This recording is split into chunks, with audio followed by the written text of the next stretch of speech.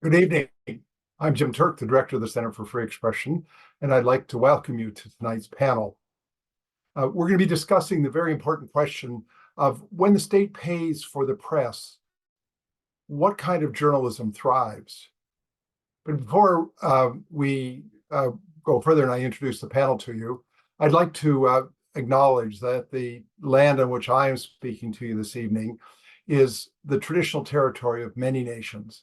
The Mississaugas of the Credit, the Anishinaabe, the Haudenosaunee, the Chippewa, and the Wendat peoples, and is now home to many diverse First Nations, Inuit, and Métis peoples. I'd also like to acknowledge that Toronto is covered by Treaty 13 with the Mississaugas of the Credit and the Williams Treaties with multiple Mississauga and Chippewa bands. I also want to acknowledge our co-sponsors for tonight's panel discussion, and they are the Canadian Association of Journalists, the School of Journalism, Writing, and Publishing at the University of King's College in Halifax, the Toronto Metropolitan University Journalism Research Centre, and World Press Freedom Canada. We're grateful to all four of you for co-sponsoring what will be, I'm sure, a very interesting panel. Media in Canada are in real financial trouble and have been for some time. In December, the CBC announced it was eliminating 800 jobs. Earlier in the year, in June, CTV's parent company, Bell Media, announced it was cutting 1,300 jobs, closing or selling 9 radio stations, and shuttering most of its remaining international bureaus. About 5 years ago, the Canadian Media Guild, which is the major Canadian union representing journalists, counted a gross loss of 14,000 newsroom jobs between 2008 and 2016. Now, not all these were journalists, so it's just a rough indicator. And according to the local News Research Bureau, 189 community newspapers across the country closed between 2008 and 2018. I could go on with lots of lists of statistics, which paint a really worrisome picture. Tonight, we're going to be looking at whether public funding is an answer to this issue, as many feel, and if it is, will there be a price and further decline in the public's trust of journalists, and will there be a loss in journalists' independence? We have a very impressive panel to discuss all of this with you, and I'd like to introduce them now. The first is Sandra Martin. Sandra is the standards editor for the Globe and Mail in Toronto. Welcome, Sandra. The second is Ivor Shapiro. Ivor is the scholar in residence at the Center for Free Expression, former chair of the School of Journalism at Toronto Metropolitan University, and author of a new book entitled The Disputed Freedoms of a Disrupted Press. Welcome, Ivor.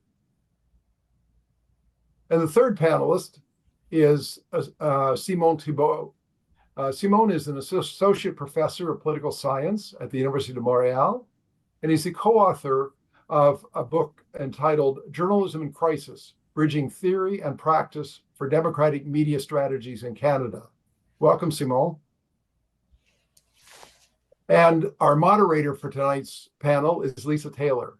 Lisa is the Rogers Chair in Journalism at the University of King's College in Halifax, and is the principal investigator of Canada's Worlds of Journalism Study, a journalism study. Welcome, Lisa. Thanks, Jim. Great to be here. Now, the format for tonight's panel discussion is, once I finish with this introduction, the panel will be having a discussion of a variety of issues related to the title of this event. And during that conversation, you will, as the audience, will have an opportunity to ask questions. What we'd like you to do is, if you look down at the bottom of your screen, you'll see a Q&A button. Anytime in their conversation, which will go on for about 45, 55 minutes, anytime there's a question that comes to mind, please go click on that Q&A button and write down your question. And then after about 45, 50 minutes or so, Lisa will turn to Ange Holmes, who's the coordinator of the center, who's monitoring the questions, and will ask Ange to read the first question. And she will share it with the panel, and then the panel will discuss that, and we'll have a Q&A session for the last half hour or so of tonight. But it really is important as you hear things any of the panelists say that you want to question or challenge or raise issues about, please write it down in the Q&A as it goes along, and we'll get to that. So we'll have a good discussion, and then we'll bring the audience into it. So with that, I'll turn it over to you and look forward to hearing you. Thanks so much, Jim. Good evening, everyone. Panelists, we'll dive right in, and I think it would be really great if we could help our audience get a better sense of what this looks like on the ground. I mean, we've all read the headlines, we've seen the news stories, but, Sandra, in your role as standards editor for The Globe, a significant national newspaper, what's the current situation when it comes to state funding? I mean, can you illustrate the ways the Globe benefits from public funding of journalism? Sure. Like many news organizations, and nice to see you, Lisa. I meant to say that off the top. The Globe and Mail benefits from the labor journalism tax credit. And it might sound like a ton of money. Can be 25% of a journalist's salary, up to a cap of $55,000. So any salaries above $55,000 don't further benefit from that 25% tax credit. So the cap, or the maximum amount per journalist, is $13,750. So that certainly helps. But looking at the way a large news organization operates, yes, journalists are essential. They're the ones who engender trust through their training, their experience, their demonstrated efforts. But to get that news to the public takes a much larger machine, if you will. So even if you were just looking at salaries, the journalist salaries are only a part of the picture. And then there are the costs of printing, of course, delivery, and then there's digital delivery. So it's a relatively small amount of money, even with the increases that were announced in the fall economic statement. Okay. So you're saying from the journalism side, it doesn't feel that big day in, day out. Simone, if that's the kind of news organization side, what about the government side? How's this going for government, and what's in it for government right now? Well, I think it's a debate, and I'd like to go back, perhaps, if you allow me, to the one of the statement in the description of the panel that says that, like it or not, publicly funded journalism is here to stay in Canada and most other democracies, and that's because journalism is recognized as a public service. And I think that's an idea that is politically debated, particularly in North America. When it comes to, for instance, discussing the future of public broadcasting, which is perhaps the strongest embodiment of the idea of publicly funded journalism. You may well know that in the United States, we've witnessed ongoing efforts by the Republicans in recent years to eliminate public funding of PBS, which is the public broadcaster in the United States, which is among the most poorly funded public broadcaster in Western democracies. And Canada is not impervious to this political context. We all know that that within the Conservative Party of Canada, there has been a long desire within the base of the party to defund the CBC. And what is new is that the new leader, Poilievre, has promised to do so, although he indicated that he would sustain the funding for Radio-Canada, which is the French equivalent to the CBC. So I think also it seems that this rhetoric against the CBC, the public broadcaster, the Kenyan public broadcasters, feeds into a more general anti-media discourse that has gained momentum since the Trump presidency, as well as during the pandemic.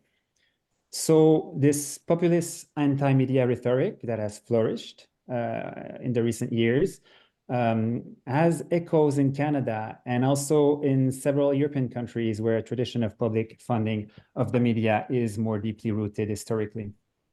So I would say it's a debate.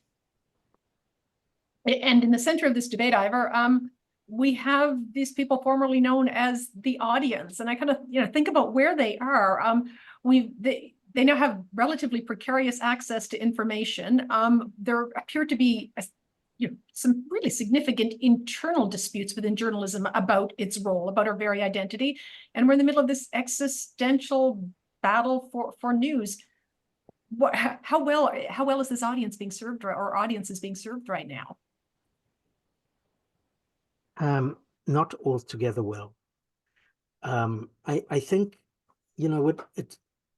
I think clearly the news businesses in general face or have been facing a kind of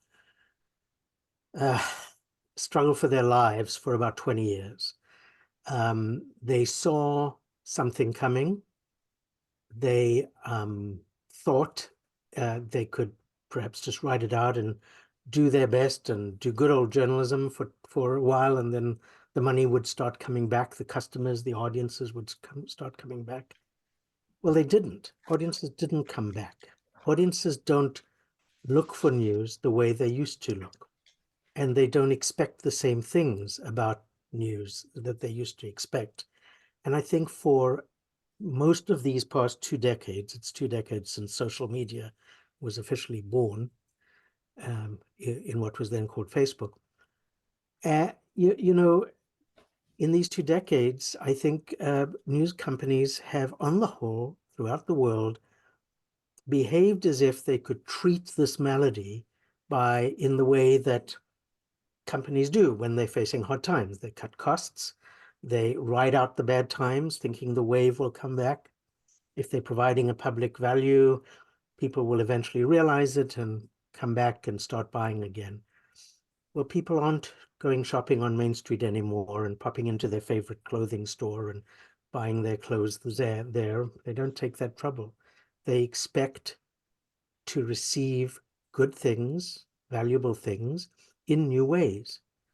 It doesn't mean they're not willing to pay for it. And that's the mistake I think that news businesses have made, that there's a change in the willingness of audiences to pay for good stuff. Audiences do pay for good stuff. Around the world, there are countries where news companies continue to make good livings, and journalists continue to have professional autonomy and job security. Why not in Canada? Why not in some other countries? Partly, I think it is because news companies have failed to earn the trust. They prefer to apply the bandage to the wounded of brand marketing. You know, you can trust us. News companies want to say, you can trust us. We have this little watermark that says you can trust us. And, you know, the more we tell you you can trust us, the more we hope you will trust us. But of course, that's not the way this works. What's the evidence? What's the evidence that the journalists have not done what they should to earn their trust? Well, not what's the evidence, but what leads you to that conclusion that news organizations have not done enough to earn the trust of audiences?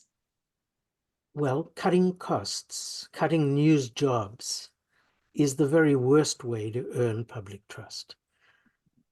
Yes, of course, news corporations want to earn money, and their shareholders want to earn money, same as any other shareholder.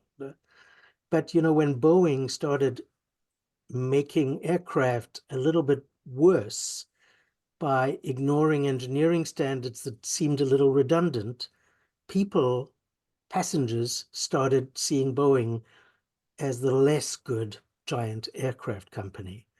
And if Boeing goes under, some aviation experts think it will, it won't be the sales department's job for not doing a better job selling Boeing.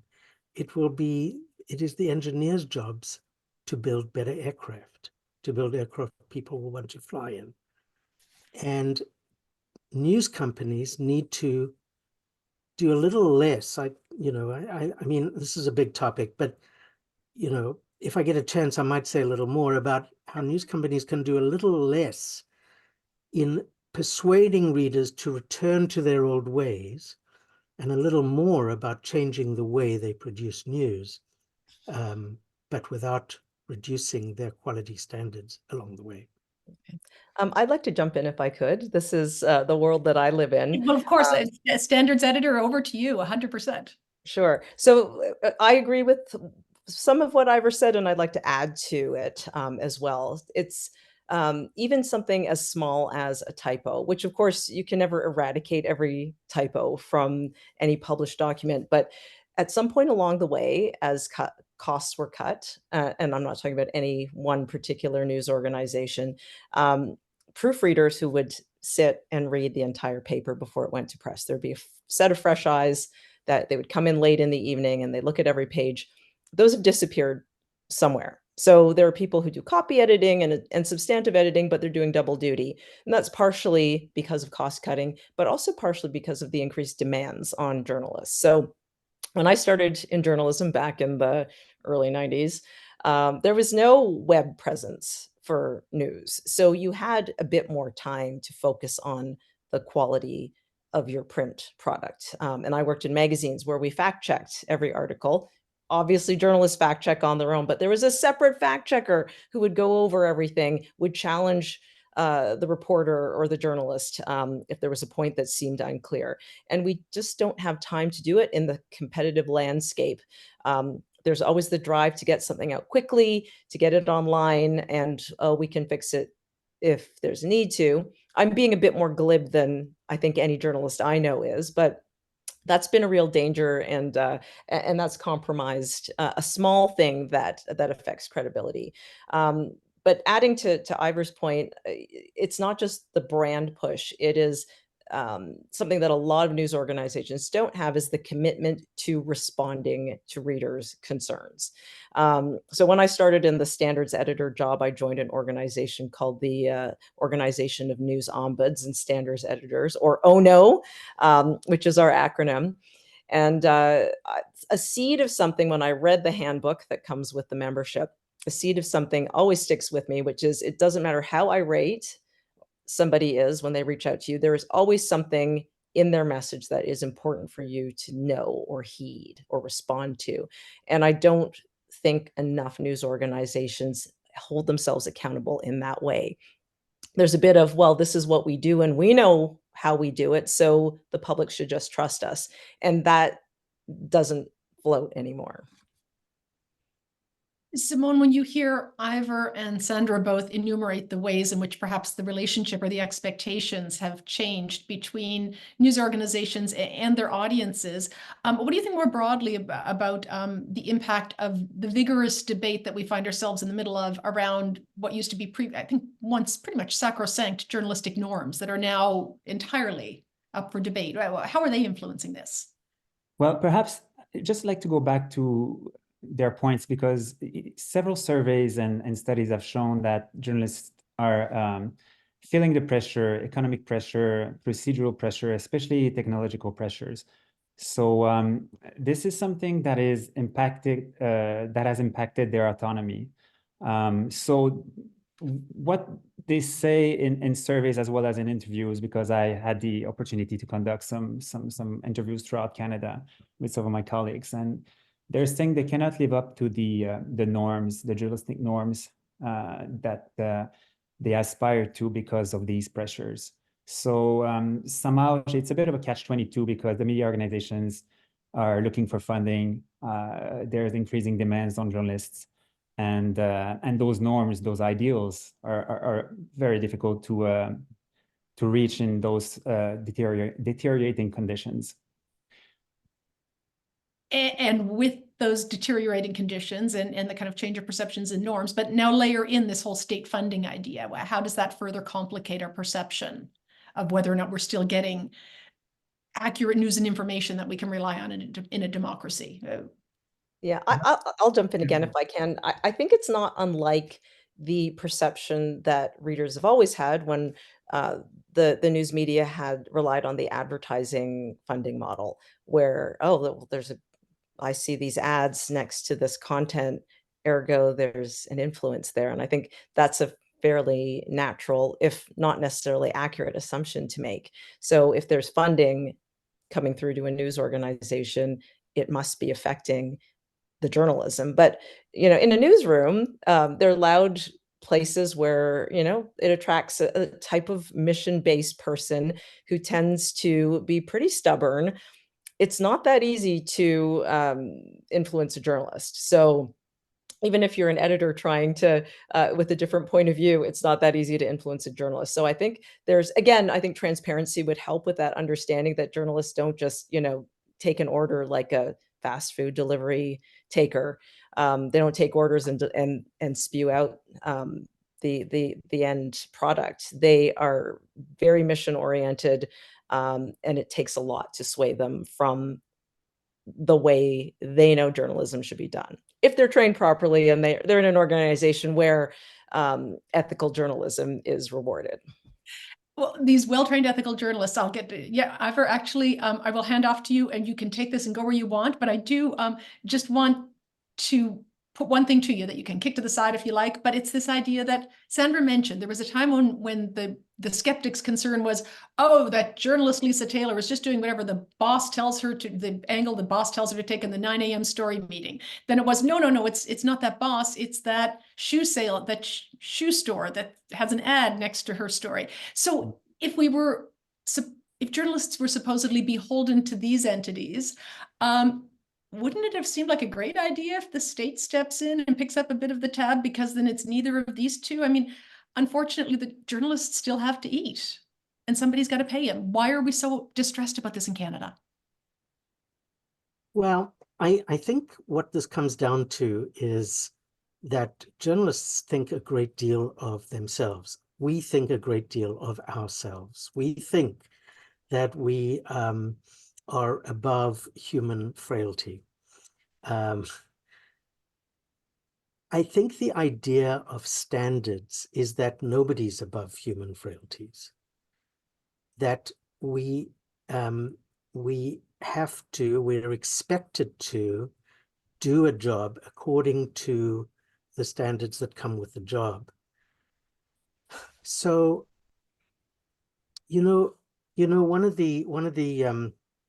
what happens with journalists is we start believing our own bullshit.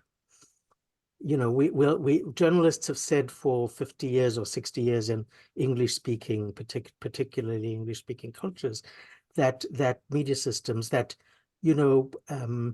journalists are balanced and are neutral, are objective. They don't take a position on things. We know, if we speak to journalists at bars or in guests' lectures after the lecture, after class, that journalists are just as passionate, just as caring, just as biased about the world as anybody else. And yet still today, we are hearing accounts from newsrooms around this country, particularly in this time. By this time, I mean this time when there's a war on in Israel-Palestine, and almost everyone has firm views about what's happening or not happening according to their political leanings. We hear again a wave of journalists being disciplined for expressing somewhere on social media, usually, what they happen to think about these issues. We come as journalists to big issues with things we believe. It is not our beliefs or our expression privately or publicly of the beliefs that makes the public distrust us. I would argue that it is the lies we tell when we use ritualistic old catchphrases that mean nothing, like balance, for example. This idea that seems to be stifling news in this country for the last 3 months in many news organizations, that we have to balance every story. If we talk about a refugee camp being bombed, we have to also talk about a terrorist attack on a kibbutz that happened a couple of months ago, because otherwise it will seem that we're not balanced. Or we have to use certain language, but not other language that indicates our neutrality about this.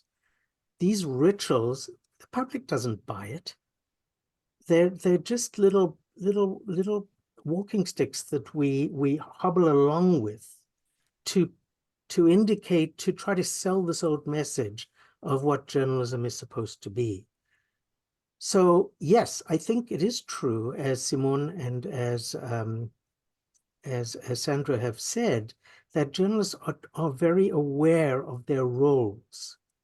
But I don't think that necessarily translates to journalists having the autonomy to do their jobs.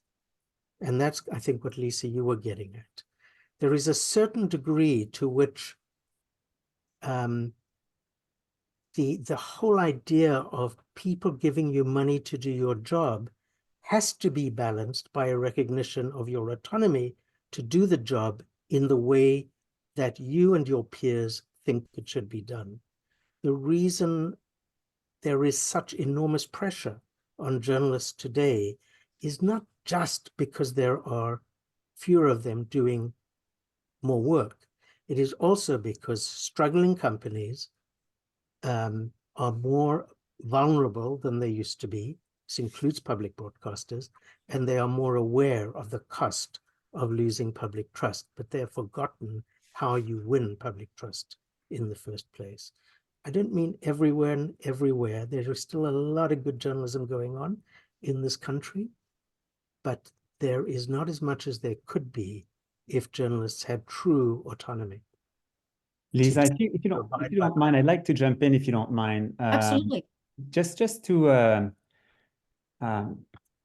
because Ivor spoke about media biases, and I thought it was a good segue to what I wanted to say, because you all know about this digital news report that is released every year, and there is a downward trend in media trust in Canada since 2016, and especially in English speaking Canada. And part of the answer in lower public trust in the media may be linked to a perception of media biases and partisanship.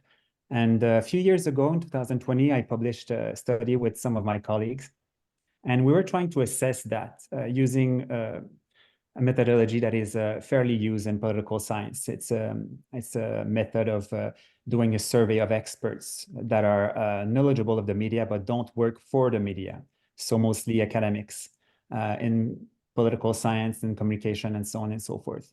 And one of the things that we found was that experts found that the media are perceived to be oriented. For instance, on economic issues, they were placing most of the media on the right side of the ideological spectrum. Also, we found that the expert believed that owners of private media outlets have a strong influence over political coverage. On the other hand, we found that the expert thought that the Canadian journalists have a strong professional ethics and adequate training to perform their duties.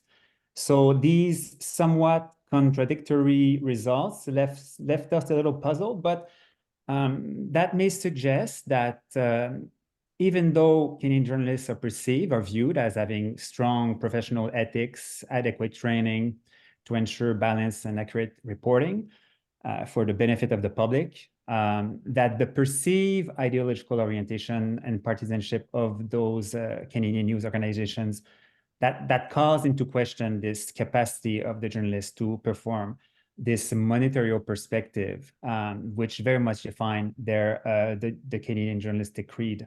So, and that may reflect some increasing skepticism towards the Canadian media's capacity to act as impartial mediators of society's democratic debates. So, and I think that should not be taken out of the way of the trend, this downward trend, because media biases and perceived partisanship from the media may explain these declining trend in media trust. Sandra, do you you hear from so many members of your organization's audience, do you get a sense that the declining trust that's borne out in the data, the Reuters report data that Simone is referring to, do you see it showing up? Sure. Anecdotally, I hear from readers who perceive bias towards the Liberal government and towards the Conservatives in the same story. So it's interesting. I think I had a conversation with Ivor about this. He's the one who alerted me to a phenomenon called the hostile media phenomenon, wherein readers will perceive biases against their side in any story, regardless of the actual content of the story. Readers on both sides will perceive opposite bias. So we're human. I think, I want to throw in something that I've been thinking about a lot, which is, the existence of AI is another complicating factor. Even, to the degree that the seed of doubt that deep fakes and manufactured video can plant means that if you don't want to believe a story the way it's reported, and I'm saying anyone, no one in particular, you could say, I don't believe it. I think that's a deep fake. And that is another challenge for journalists that certainly didn't exist, when we all started in the business, and not even just a few years ago. So skepticism is great. I think we should welcome skepticism, but then there's this, almost illogical, reflexive distrust. And I keep going back to accountability and communication, where, as someone who's been a journalist for like 3 decades now, I haven't seen a lot of sharing of behind the scenes. What does it mean? What were the challenges of this? What did we argue about in the newsroom? And we can't just assume that readers are going to trust us because we know we're doing the right thing. We have to be transparent about that. And a little more, I would suggest. I agree with everything you just said, Sandra, but I think a little more than that. We have to, I think, stop relying on old methods to tell the story. So I'll give an example. I was speaking just today with a news leader in a large European news corporation, who was talking about the challenge that you were just talking about, Sandra, which is the challenge of AI.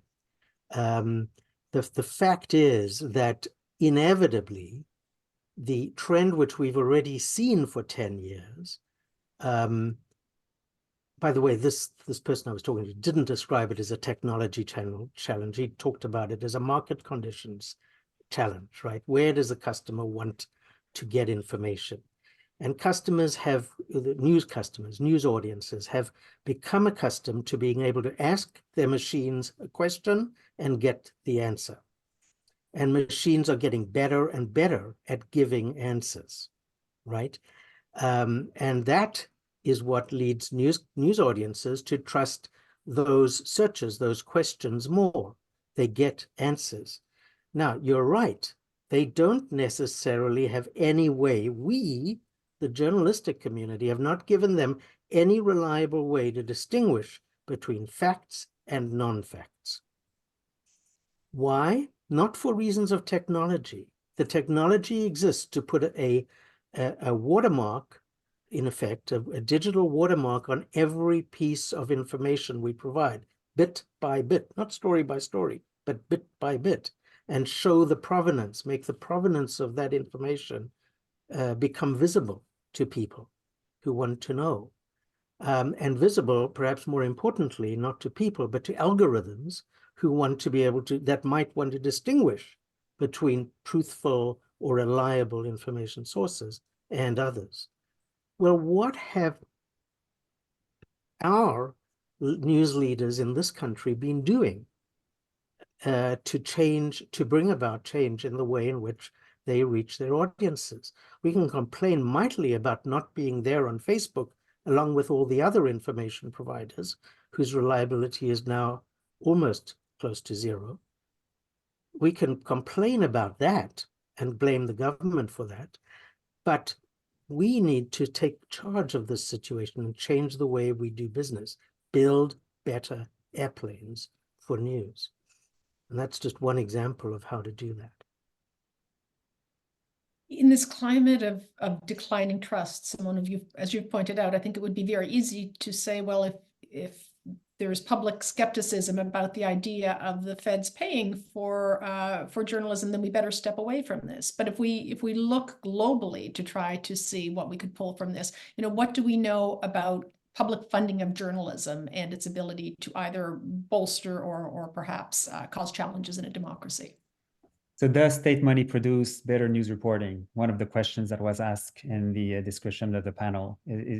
So just to the literature, there's some sort of consensus within the scientific literature. There are several, for instance, studies that have shown that the presence of public media in democracies has been linked with several social, and political benefits. In the recent studies, Timothy Neff and Victor Picker, for instance, they reminded us this growing consensus. For instance, saying that there is a strong link between the presence of public service media and a more diverse news coverage, as well as enhanced public knowledge of public affairs. In their study, Nerf and Picker found that that there are countries that are amongst the highest ranked in a known democracy index have well-funded public media. In another study conducted by Eda Humphrey and colleagues, they found that weak public service media are among the factors that may impact the resilience of a country to online disinformation. So there is empirical ground to state that public funded media have social and political benefits. But as I said, this is very much, whatever the scientists are saying, this is very much a political debate. And with regards to public broadcasting in Canada, if Poilievre, the leader of the Conservative Party, says what he says, the CBC will be defunded. So, yeah. And so, and even beyond the Poilievre threat to the defunding of the CBC, there's also the discussion around the question of whether or not any of the Online News Act money should go to public broadcasters. And public broadcasters are facing, I think, an additional degree of scrutiny around this question of whether or not we should have news that is supported by government. Ivor, what is particularly complicated for the CBC in all of this? But CBC, we have two systems of media in this country, public and private, same as we have others. We have public sewage collectors and private ones as well. The public ones obviously are funded entirely by government, or almost entirely by government. They have the opportunity to sell ads for some of their content as well. The Google money, $100 million of mandated money that Google will pay to a news fund, about 7 of those 100 million $7 million will go to public broadcasters, which is not much, but it does mean it is an added benefit for them. But the other 93% of that money will go to private media, mostly newspapers, and some to private broadcasters. But, I do want to suggest that this idea that we are kind of currently, I don't think anyone on this panel, or possibly no one in our audience either, I don't know how many people realize that public funding of journalism is not a new phenomenon and not a 21st century phenomenon, and it's not confined to public broadcasting. Scandinavian countries have had government funding for private news organizations for many decades, since sometime around the middle of the 20th century. Though that public funding comes with an expectation of accountability for standards in journalism. And it brings all kinds of side benefits with it, having a history like that. There is a profound benefit in professional autonomy. Back to Boeing. If the engineers are given the autonomy to build safer airplanes, they will doubtless build safer airplanes because that's what the engineering profession is supposed to do. If journalists are given autonomy to provide professionally verified, accurate journalism, no more of it than they can do realistically, they will, as Simone has pointed out, their role awareness is strong enough to do what they feel they're professionally expected to do. But money means more journalists. The money that we are talking about means employing journalists who otherwise wouldn't be employed. It's not just the labor tax credit, which subsidizes journalists' salaries to a certain percentage, which Sandra was talking about. It's also the local journalism initiative, which is a significant amount of public funding, which actually goes to employ journalists where they would not otherwise be employed at all for a year at a time. So you're actually increasing the number of journalists who are able to go to a city hall, town hall meeting, or follow go to a fire that's burning downtown on Main Street. Public money isn't the problem. I think the problem is that perception that we've been talking about on the part of the public that has been fed that that journalists have lost any core. You know what? I'm wrong. That's bullshit as well. I'm going to change that statement. You back I on actually think that? that the public hasn't trusted journalists since before I was born. You know, blame the news media for everything. They're all liars and cheats, and they just want to sell newspapers. These are not new lines, right? The question is not whether the public will trust journalism. The question is whether the public will buy journalism, whether the public will see the value in accurate information being there or available to them. And here's another thing that public money does. It produces a little more diversity in the news marketplace. There are more journalists, not fewer. There are more news companies surviving than there would be without this benefit. And the biggest guarantee of news people trying harder to do the jobs they're meant to do is that they have competition. And the biggest guarantee that the public can have that they will receive information that sort of comes out of different perspectives on reality is that they will see these different lenses applied by different journalists and different news companies, rather than being force-fed the only one that's left in your city because all the others have gone under.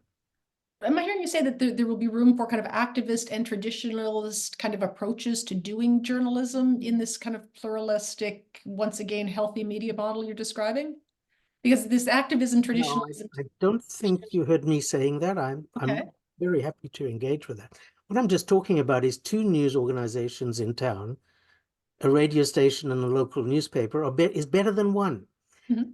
And one news organization that is inclined to employ people who see the world from through a somewhat conservative lens, and another one that's inclined to employ people who see the world through a somewhat liberal lens, allows audiences more information about what exactly happened to make that fire burn on Main Street. Who fell asleep at the switch, allowing that fire. The more diversity there is, in the sense of not just one company owning all the newspapers in your province, which is a reality in Canada today for some provinces, that kind of diversity is an assurance also of editorial quality in what audiences have access to.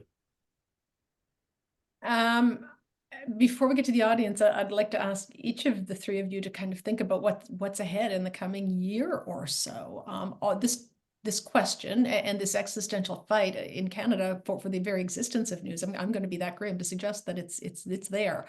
Will play out against Israel-Palestine. It will play out against the continued rise of Pierre Poilievre, of a federal election by the fall of 2025, with this Google money coming home to kind of feather nests or keep the lights on or whatever it is. Sandra, what will you be watching over the next year in terms of this question of who is going to pay for accurate news and information in the public interest? Well, I think I'll go back to the point I made at the beginning that the money sounds like a lot. I mean, in amalgam, it's a lot of money, but the amount of it that reaches individual newsrooms is relatively, it's not, it may help keep the lights on, but it's not the answer. And I think it's important to consider that it is not the thing that's going to keep the lights on.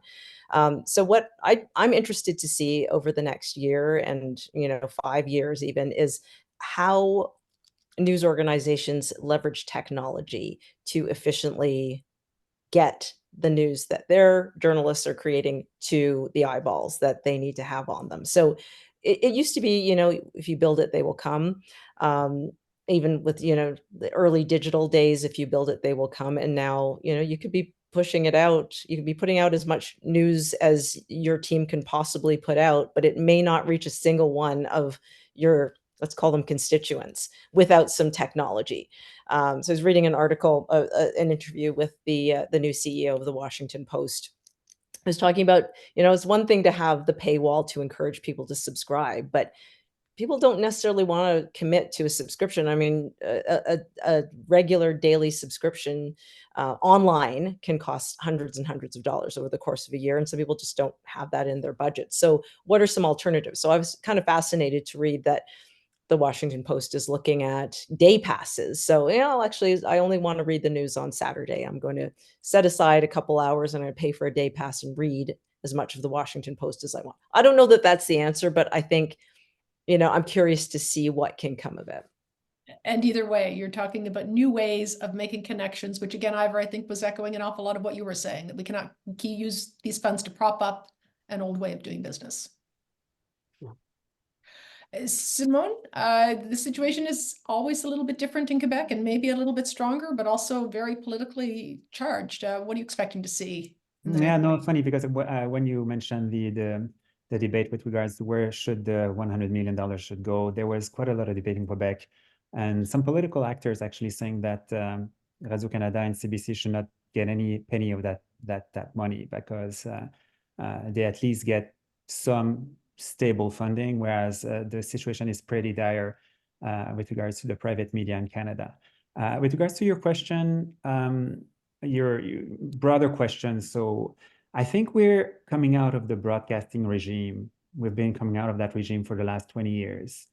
And we are expecting a regime change, which is triggered by huge economic, technological, and cultural forces. And I think during those changes, the debate is very much political and is fueled by philosophies. Several decades ago, there was a very big report, the Hutchins report, in the United States. And one of the core ideas of the report was that the media owners had a responsibility because the information that their media was producing was no ordinary product. And interestingly enough, that idea, which led to this, in theories of normative theories of the media, which led to the theory of social responsibility. That idea of social responsibility really much had an impact in Western Europe and was at the core of the missions of public broadcasters in Western Europe, as well as in Canada and other countries that have embraced that ideal. So we are going through this change, which is triggered, as I said, by huge economic, technological, and cultural forces. And during that change, we are experiencing those debates, very heated debates sometimes, which are fueled by different visions of the world, philosophies, and so on. And we're going through that phase. So that's what I would say, Lisa.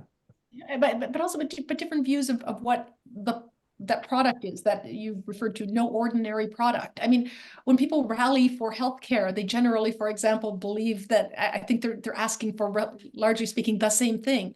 When we're asking for more accurate news and information, are we even asking for the same? Well, just to answer your question more bluntly, I think that Ivor, for instance, is very much pushing for a bigger involvement of public funding for the media during that phase. Others disagree, and that's what I'm saying. It's a very much a political debate, which is fueled by different philosophies. And if you look at empirical studies, the ones that have been, I mean, it's always an imperfect, and it's not like a perfect, but if you look at the studies, they show that public service media have benefits in the societies that have adopted and strongly funded those media. But again, it's one thing to provide the empirical results. It's another to have those results debated in the political spheres, online forums, and so on and so forth, where other narratives are taking form and are very powerful narratives. Colleagues, I'm really grateful for this time. I'm learning a lot from you. I think it would be also great at this time to maybe get the benefit of what those who are listening in and watching have to say about this. Ange, Ange Holmes, could you provide us with a question, please? Yeah, and I do want to remind all of the attendees that you can use the Q&A button to ask questions to the panel. The first question was from Charles, and Charles says, I would like to ask the panel how one or more would respond to Andrew Coyne, a very thoughtful and experienced journalist who has written, the most potent objection government bailout of the media is that the government cannot possibly bail out everybody. For in the internet age, what was formerly a tidy little constellation of newspapers and other outlets has exploded into a vast universe of what could plausibly be called news organizations. It must inevitably get into choosing who should receive its blessing and who should not. Whether this is done directly by the Prime Minister or by his designates, whether the preference is based on partisanship or ideology or connections or mere incumbency, it is not an appropriate role for the government in a democracy. Subsidizing speech the government likes is not materially different from suppressing speech it doesn't like, and indeed may have much the same effect.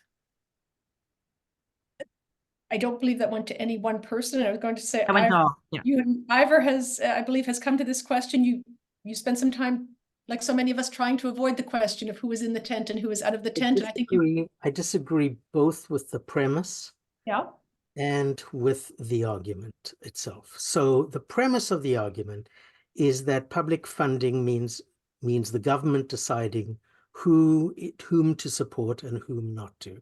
There is nowhere in the world that I'm aware of where governments that fund journalism or provide benefits to journalism do anything remotely like that.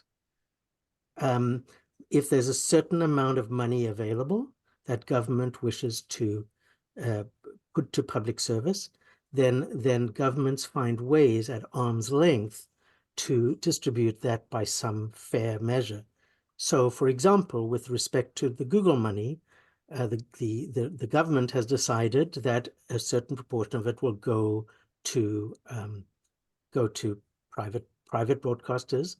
A larger proportion will go to newspapers. That's not random. That's because private broadcasters have the benefit of cable rental fees to finance their news operations, and newspapers don't. And that the public broadcaster will get practically nothing of it. Beyond that, the distribution to who sends money to Andrew Coyne's newspaper, which Sandra might be familiar with, and who sends money to and how much money the Globe and Mail gets and how much money the Edmonton Journal gets and so forth, what formula is used for that. It will be a formula, and it won't be the government that does it. It will clearly be an arm's length body such as the CRTC that decides what is a fair formula, and it'll be up to somebody to apply that formula. Currently, the public money all is being distributed on the basis of head counts. So, for example, Andrew Coyne counts as a journalist at the Globe and Mail, and therefore is getting a certain proportion of his salary subsidized by the government. Whether the next government likes Andrew or not will make no difference whatever. Sandra, Simone, would either one of you like to weigh in on this question of it's too tough, there's too many journalism organizations in the tent? I mean, I don't have a lot. I mean, I can't really top what Ivor eloquently just said, but I wonder if this is playing a bit to the idea that everyone's a journalist, everyone's a publisher. And certainly, I think there's some people who have developed followings that may not count as news organizations. It's Canada. We're a small country and there aren't that many news organizations. So I haven't crunched the numbers, but I'm not sure it's a problem. Well, it is a problem though, and Sandra, as you mentioned, because the money isn't enough. And let's face it, Simone is correct. The money's not going to get more. The money helps a little bit, a significant bit. Some people would say maybe a third of perhaps your salary, Sandra, is paid by the combination of Google money and government money. But somebody still has to find the other 2/3. But that example brings me to a real problem with the funding system, which is that the funding system, as it stands, expects journalism organizations to produce a headcount of people employed in the newsroom. That does not mean that the public is actually supporting the gathering of news. I, for one, do not think that Andrew's salary should be subsidized by the government, not because he's not a smart guy. He is a smart guy, Because but he's he's a a columnist. commentator. Yeah. He's not a reporter. He's not actually delivering that public good that is in short supply. We have plenty of commentary available to us. We don't need a government subsidy for it. I think there's a lot wrong with the funding system because not enough of it is going to support that public good. Can I just, you didn't ask me what I wanted in the future, Lisa. Can I take this opportunity? I'm sorry, I didn't. I would love to hear what you would like to see. Well, not what you'd like to, I want what you think we're going to see over the I next think year. we So, are going to see more people take advantage of a particular pocket of government money that is available that only 10 news organizations in this country have so far taken advantage of, two of whom, well, most of whom are in Quebec. And two of whom are actually two of the the biggest and most respected newspapers in this country, La Presse and Le Devoir, which have both decided, you know, it's too difficult to make a profit out of news. The best way we can assure our communities of getting solid information is to say, we don't make a profit. And as a nonprofit journalism organization, we can issue a tax receipt to our supporters. A lot of the best news organizations in the world are now supported by their readers and listeners. And this initiative, I would expect to see more people taking advantage of. We've just seen Metroland, a major news company with several newspapers, file for bankruptcy. What is going to happen to those titles? When the Hamilton Spectator can no longer make a profit, is it just going to close?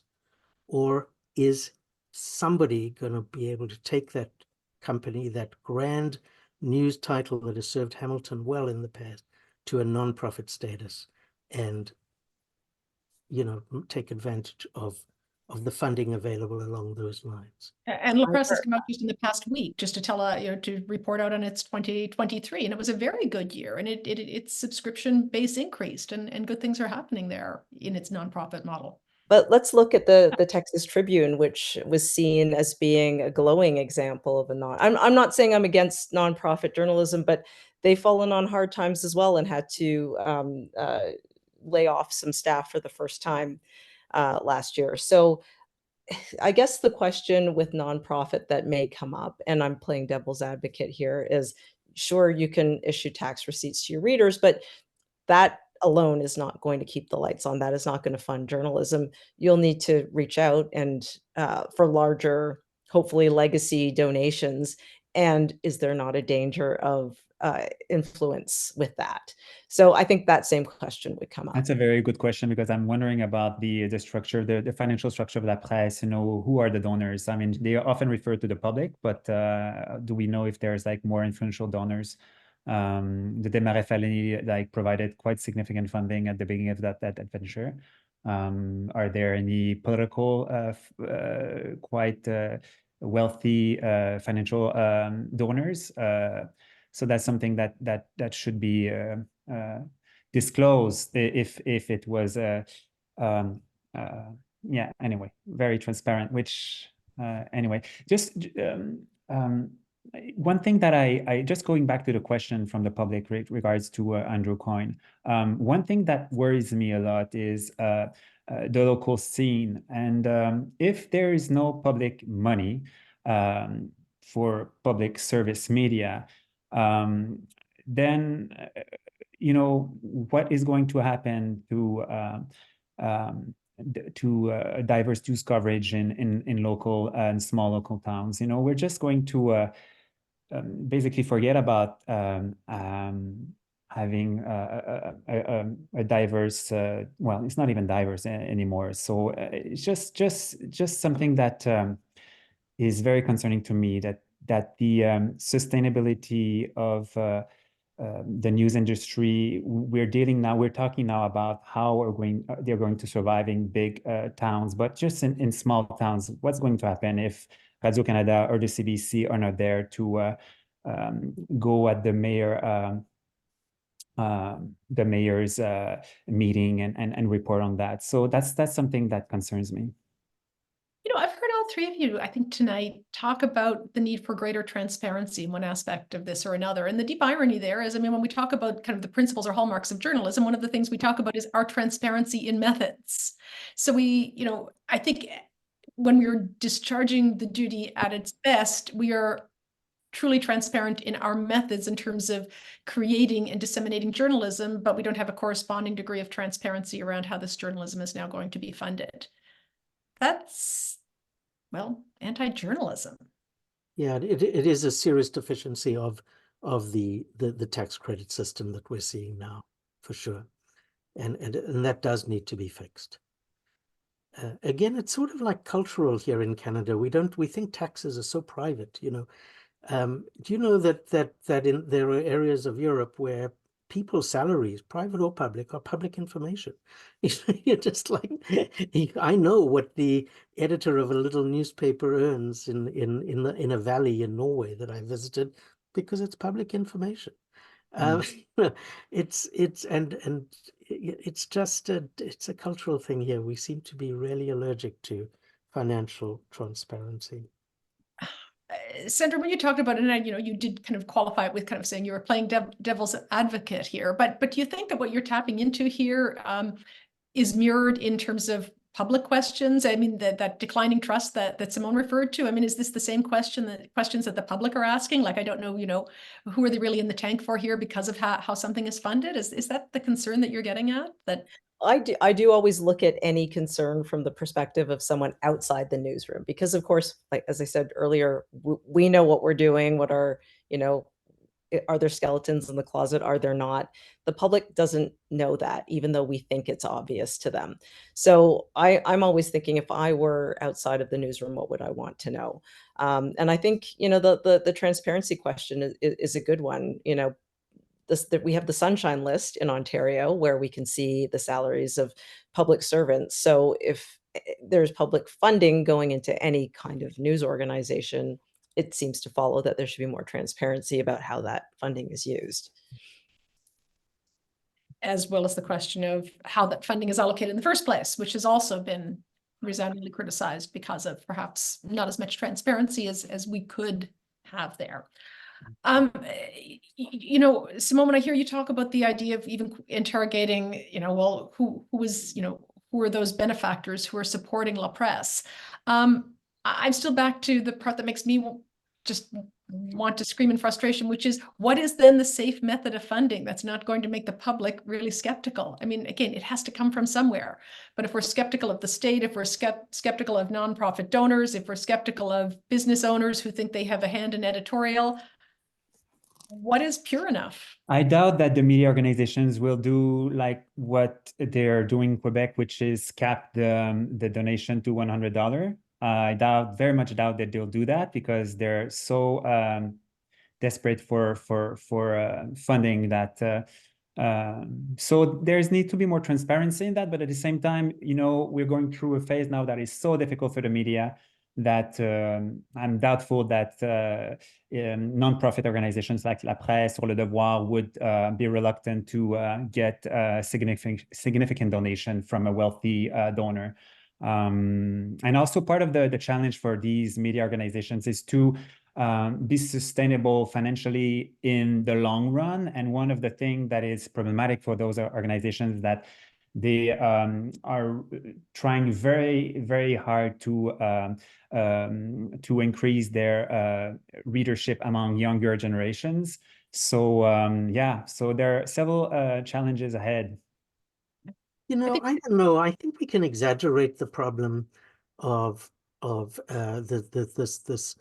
this outlandish idea that a wealthy person could fund a newspaper, and that this would automatically make the newspaper less trustworthy. I mean, Jeff Bezos owns arguably the best newspaper in the United States right now, and most people who read the Washington Post, his paper, have seemed to be having a good experience of it, enough for them to want to use the paper. Pierre-Marc Palladot is a wealthy person, who has effectively subsidized journalism in Quebec for a while. or did, and you know, Conrad Black's, of all people, subsidized journalism in English Canada for a long time. We don't. I don't think I think the answer to Lisa's question is there isn't one. There isn't a method of funding that's going to earn public trust. There are methods of journalism that can earn public trust. One thing, for example, that we haven't talked about much here is fact-checking. So why is Canada the only country that I can think of among the industrialized countries of the West and many others in third world, in the global South, which doesn't have a high-profile, independent fact-checking organization? What's with that? Is there a lack of philanthropy to finance fact-checking organizations? Maybe, but how about the sheer cost savings? Because we know how poor our news organizations are.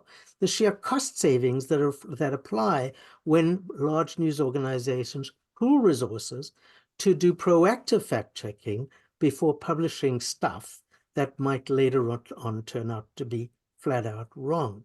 Those organizations also exist, again, in Europe, where, you know, in Norway, all 6 of the largest media companies in Europe, both public and privately owned, have collaborated to pool their fact-checking resources so that they can make far more effective use of it.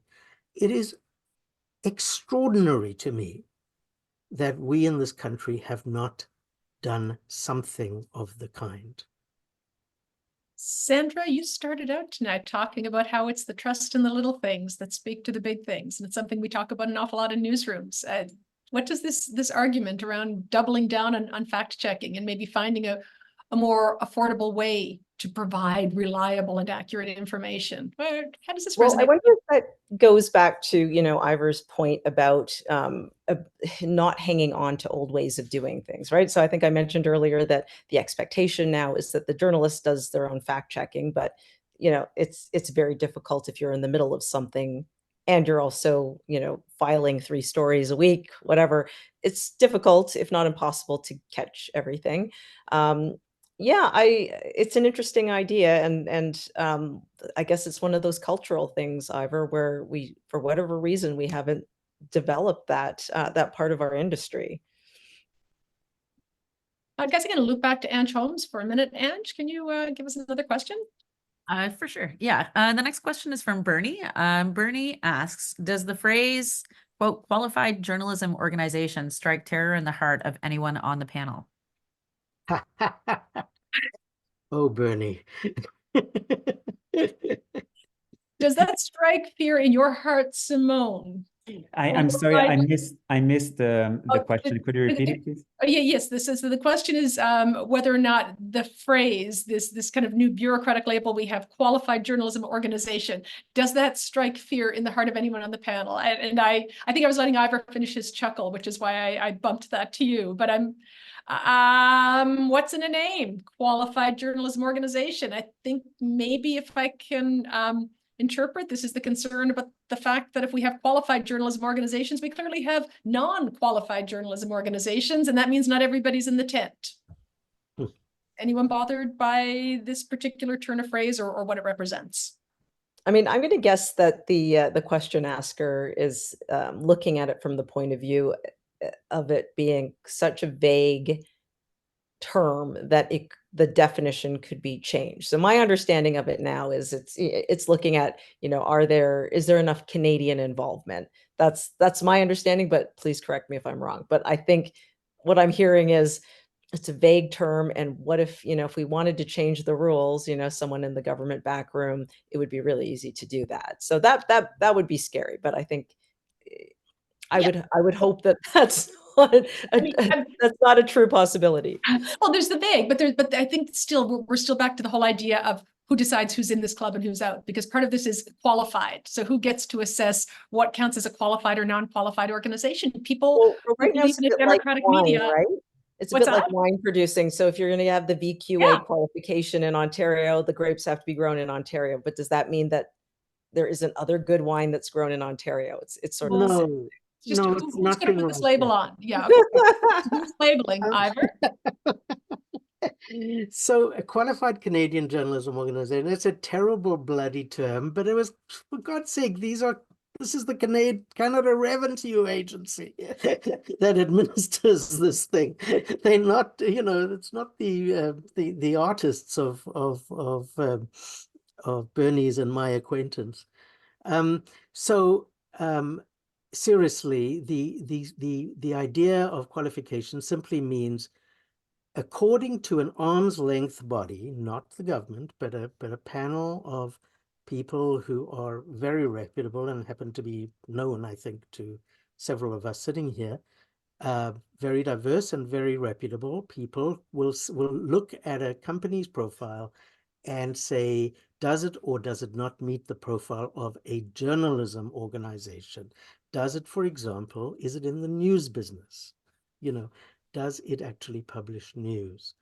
Does it employ at least 2 people who are not in the publisher's family? Stuff like that. It's an accounting thing. It's a formula.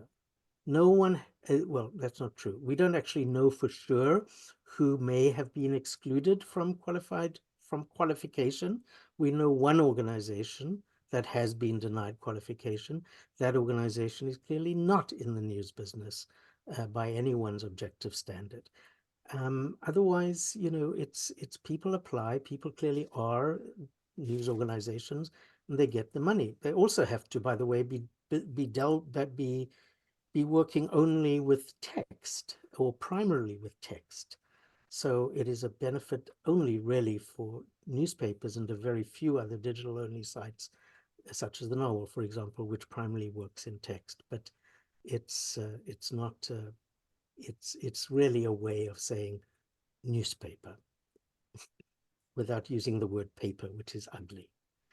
Sure, but it's the qualified that can get so terribly. Qualified by Revenue Canada is what it means.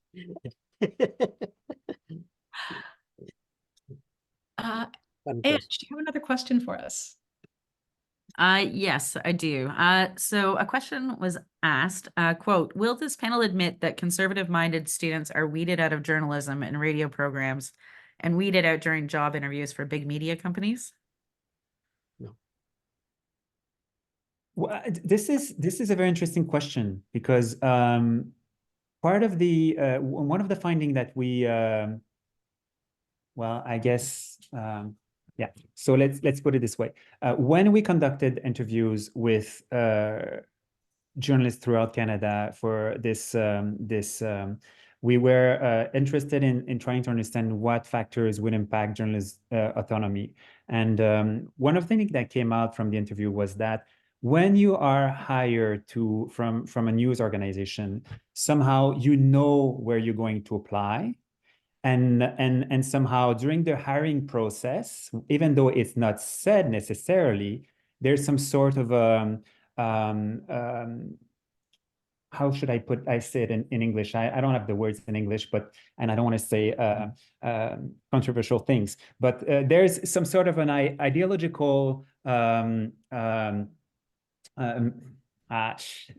owners won't hire someone that they perceive as being very far away from the norms and the beliefs going on in the newsroom. There's some sort of and I understand that the news media organization will try to have different voices in terms of columnists, but when they're hiring journalists, they're not going to necessarily pick some people that have like very different views about politics and the words and so on and so forth. So there's some sort of a I'm looking for the words. Maybe Ivor or Sandra, you can help me out, or Lisa. There's some sort of I don't want to use the word ideological conformity, but somehow there's like a certain They're ad idem around political views or kind of. Well, let's put it this way. First, when you are applying to a news organization, you're not going to apply to a news organization with which you completely disagree ideologically or and so forth. And when you are going through the hiring process, then these things are not necessarily discussed, but it is somehow something that is that came out from the interviews, that that the people that will conduct the interviews were not necessarily asked about the person's beliefs and so on and so forth, but that this is something that is not necessarily spoken, but there's a certain amount of you're not going to, for instance, hire someone that you perceive as being completely off the newsroom, let's say, dominant ideology. That's what I'm trying to say, even though it's poorly said. I apologize. No, because what you're making me think about is there's so many job interviews where I don't think they're necessarily questions that would speak to kind of your ideology or worldview. But if you ask a young journalist, a prospective hire, to pitch you 3 stories, you can probably figure out where they fit in terms of the view just by story selection and the choices that they make in highlighting. So you don't have to say, where are you politically on the spectrum from left or right? That's really easy to infer, I think, because of the nature of the questions So we have. it is not necessarily spoken out loud, but it's just a game of, perceptions. And this is something that came out of the interviews, that, this was, and that also that when you're going through in the newsroom, you pick up very quickly the cues, the kind of stories that, will be accepted or not. And, if you're proposing a story and you're getting 1 or 2 or 3 no's, then then you get the message that, maybe some stories are less welcome than others, and so on and so forth. So like the journalistic autonomy, like in ideal terms, it's very much protected in code of conducts and so on and so forth. But every media organization has its biases, and the journalists have to negotiate those when they're going through their work life. Yes, that is true. And the answer is diversity once again. So right now in this country, most, I don't know about most, I haven't done the count, but I would say, well, yes, most English language daily newspapers are owned by Post Media, which is certainly not biased against conservative viewpoints. So, the answer lies in diversity, as I was saying before, diversity of different kinds, diversity of viewpoint, obviously, but also equally obviously diversity of background and experience and life, which is a major thing. What I think, Simon, you're pointing to is that people tend to hire people like themselves. And of course, if you're a white man, and it has typically been white men who do the top hiring in news organizations, well, you're going to kind of tend toward white men, or at least white people, before you hire somebody who brings a different kind of experience. Well, that has been tackled bit by bit, and it needs to go on being tackled. But what you were saying about viewpoint also applies here in this case, because we have heard so many accounts lately of journalists who feel that their story ideas, coming from their life experience, their communities they belong to, and their identity of various kinds, are not considered legitimate story ideas very often by managers whose own life experience is different and is more perhaps the majority, or the perceived majority of power amongst powerful elites. I think one can control for that, but best of all is not to leave it as unspoken and unknown. We have to recognize that kind of bias is one of our biggest problems in the news media. And Yes. on top of those identity clashes, if I can put it this way, you would have generational clashes, when you're thinking, for instance, about journalistic norms, the more traditionalists would tend to be more experienced journalists, like reacting to younger journalists saying that, well, I have a voice, I want to do that kind of story, and try to strike a balance, but not pretend that I'm not somehow a bit subjective about this, because this is my voice, my story, my community, for instance. So these activist voices that are challenging the traditional norms in journalism are in a very heated debate with mostly older generations of journalists that are somehow not as receptive to this, because they're saying that we are going to destroy the cores of journalistic norms if we do that, and that we're just not going to increase the perception from the public that the media is somehow biased, and so on and so forth. Those are very heated debates going on right now. Yeah, the generational ones within newsrooms seem more fraught than I ever could have imagined for much of what you're saying there, Simone. This idea that journalists of certainly of my generation, I think in a lot of cases are kind of saying, no, but we have to preserve the mandate in order to live to fight another day. This is not the place for your personal views. And young journalists are saying, if not here where I have a voice, well, where the hell else? So Yeah, even though they may this be word on some level aligned, but not in the discharge of that perspective. Sorry, Ivor, I talked over you. What were you saying? No, I'm sorry. No, I was talking over you, and I apologize. Yeah. But this damn word objectivity, I cannot believe it. I can't bear it, that it is still being used. It is still being relayed to the world by young journalists who claim, and I'm sure are not making it up, to have been told that we journalists have to be objective. You know, we journalists don't have to be objective. We journalists just have to add facts to what the public has at its command. You know, Al Jazeera, it's not normally considered an objective news organization. I was listening the other day to an Al Jazeera podcast about, oh God, Balochistan, I think the Balochi people of Pakistan. There's a large number of people who are disappearing, subject to enforced disappearances, torture, interrogation, you know, the old Argentina stuff, the old Chile stuff and stuff, in Pakistan against this group. And Al Jazeera was covering it, and the journalist who was covering it, was a kind of one of those reports which was sort of question and answer, host journalist, host reporter. And the reporter said, you know, and I talked to an interrogator, you know, a police person, one of the people whose job it is to ask people, I'm sure, very polite questions when they're in custody. And he said, you know, and I talked to an interrogator, and the host said, how did that happen? And he said, well, you know, as journalists, we're supposed to talk to other people, aren't we? You know, and of course that was probably scripted and so forth. But the fact is, yes, it's a new fact. What does the interrogator say? It's not about balance. It's a new fact. It adds to the story that's available. This idea that we can be non-human people, leaving our backgrounds and our biases and our beliefs and the things that made us passionate enough, people who want to make the world better, which is why people go to journalism school or try for journalism jobs, you know, that we should tear all that up and throw it away because we're called reporters. It's an English idea and an American idea. It is not a universal principle of journalism. Journalists, the great journalists of the world, have been activists, even some Englishmen, George Orwell, for example. You know, it's like, you know. Thank you. We have only a few minutes left, and we've got a couple of more questions, and I'd love to try to get them in. So, Ange, I'll bump back to you. Sorry I've left you, but it's interesting on this side. Oh yeah, no, it's fine. So the next question is, Barbara says that she would like to hear something about the important changes in the way journalists are educated in post-secondary teaching of journalism.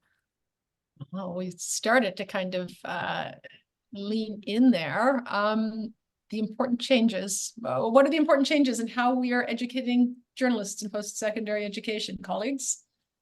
Simone, it's outside of your teaching, generally speaking. One is a political scientist, he gets a pass. Yeah, exactly.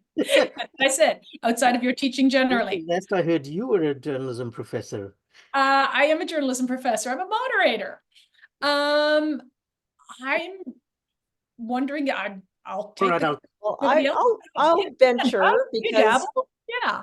I dabble, and also I have been in a role where I worked with hiring managers in a newsroom, and very recently. And one thing I will say, you know, actually that I think, you know, would make Ivor happy is that young journalists have a lot more confidence in their own personal mission, what they want out of the job.